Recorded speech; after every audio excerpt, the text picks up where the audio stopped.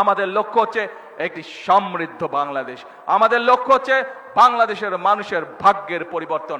আমাদের লক্ষ্য হচ্ছে বাংলাদেশের ভাগ্যের পরিবর্তন, কারণ আমাদের সকল ক্ষমতার উৎস বাংলাদেশের জনগণ। আমাদের বিদেশে কোনো ঠিকানা নাই। সেই জন্যই বিএনপি বলে থাকে, প্রথম বাংলাদেশ আমার, শেষ বাংলাদেশ। এবং আল্লাহ রাব্বুল আলামিন স্বয়ং বলে দিয়েছে, আল্লাহ রাব্বুল আলামিন সেই জাতিকেই সাহায্য করে যে জাতি নিজে চেষ্টা করে। প্রিয় ভাই বোনেরা, আমাদের বাংলাদেশের আশেপাশের অনেক দেশ, আমরা যখন 1971 সালে স্বাধীনতা লাভ করেছি, সেই সময় অনেক দেশ আমাদেরই মতন ছিল, কিন্তু বিগত 50 বছরে তারা পরিশ্রম করেছে এবং তারা তাদের দেশের চেহারার অবস্থার পরিবর্তন করেছে, তারা তাদের মানুষের ভাগ্যের পরিবর্তন করে গিয়েছে। তাহলে তারা যদি পারে, আমরা কেন পারবো না? আমরা কি পারবো?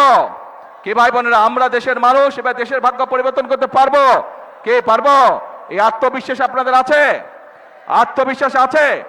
আসুন তাহলে আমরা নিজেদেরকে সতর্ক রাখবো, যাতে আর কেউ এই দেশে বিশৃঙ্খলা তৈরি করতে না পারে, যাতে করে আর কাউকে আমরা সুযোগ দিব না জনগণের শান্তি নষ্ট করে 173 দিন হরতাল করবে, সেই সুযোগ আমরা কাউকে দিব না।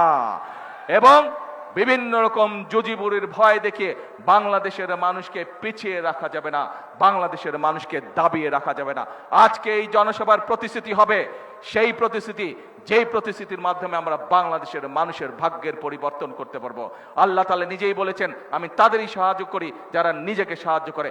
আসুন, সেই জন্য আমরা বলি, আমরা কোনো টিকিট বিক্রি করতে চাই না, বরং আমরা বাস্তব কাজ করতে চাই। সেই জন্যই আমরা বলি, করব কাজ, গড়ব দেশ। সবার আগে কে বলেন? আবার করব কাজ, করবেন তো? কাজ করবেন তো ইনশাআল্লাহ? করব কাজ, গড়ব দেশ। কে দেশ গড়বেন?